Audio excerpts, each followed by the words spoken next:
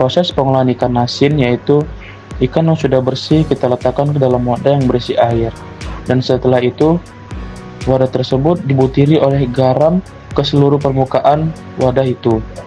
Dan garam yang kita pakai yaitu garam kasar atau yang bisa kita sebut garam natrium klorida. Dan setelah itu, proses kita mengangkat ikan tersebut selama 12 jam. Dan setelah itu, ikan tersebut kita jemur melalui energi tata surya atau bisa kita pakai yaitu energi matahari untuk pengeringan kepada ikan asin selama 2 hari.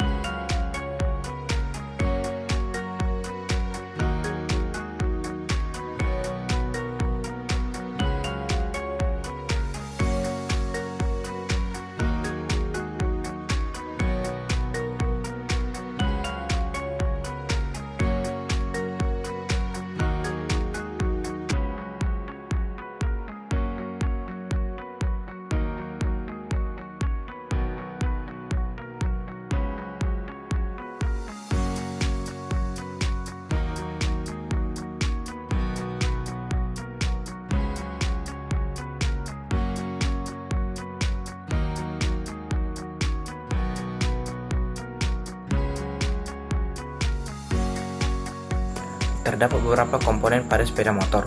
1. Busi. Busi berfungsi sebagai penghasil api untuk proses pembakaran bahan bakar di dalam ruang bakar. 2. Camshaft. Camshaft berfungsi untuk menggerakkan katup masuk dan katup buang sehingga udara dan bahan bakar dapat masuk ke dalam ruang bakar dan gas buang dapat keluar. 3. Katup masuk. Katup masuk berfungsi untuk mengatur aliran udara dan bahan bakar ke dalam ruang bakar. 4. Ruang bakar. Ruang bakar adalah tempat terjadinya proses pembakaran bahan bakar yang kemudian menghasilkan tenaga untuk menggerakkan mesin. 5. Silinder blok. Silinder blok adalah komponen yang berfungsi sebagai tempat terjadinya proses pembakaran serta sebagai tempat untuk piston bergerak. 6. Batang torak. Batang torak berfungsi untuk menghubungkan piston dengan poros engkol sehingga gerakan piston dapat diubah menjadi gerakan rotasi. 7. Poros engkol. Poros engkol berfungsi untuk mengubah gerakan piston menjadi gerakan rotasi yang kemudian dapat digunakan untuk menggerakkan kendaraan. 8. Valve spring. Valve spring berfungsi untuk mengembalikan katup ke posisi semula setelah proses pembukaan dan penutupan. 9. Katup buang. Katup buang berfungsi untuk mengatur aliran gas buang keluar dari ruang bakar. 10. Cylinder head. Cylinder head berfungsi sebagai penutup atas silinder blok serta sebagai tempat untuk katup masuk dan katup buang. 11. Sistem pendinginan. Sistem pendinginan berfungsi untuk mengatur suhu mesin sehingga mesin dapat beroperasi dengan stabil dan tidak terlalu panas. 12. Piston. Piston berfungsi untuk menerima tekanan dari proses pembakaran, kemudian mengubahnya menjadi gerakan linear yang dapat digunakan untuk menggerakkan mesin. 13. Crankcase. Crankcase berfungsi sebagai tempat untuk proses engkol dan batang torak serta sebagai tempat untuk menginjak pelumas mesin. Cara kerja mesin sepeda motor. 1. Langkah hisap atau intake. Pada langkah ini piston bergerak dari titik mati atas ke titik mati bawah. Secara bersamaan klep hisap antara karburator dan ruang bakar terbuka. Hal ini membuat campuran bahan bakar dan udara masuk ke ruang silinder. 2. Kompresi. Di sini piston bergerak naik dari titik mati bawah ke titik mati atas. Hal ini mengakibatkan klep hisap dan klep buang tersulut. Piston yang akan naik memanfaatkan campuran bahan bakar dan udara di ruang silinder hingga suhu udara menjadi tinggi. 3. Pembakaran.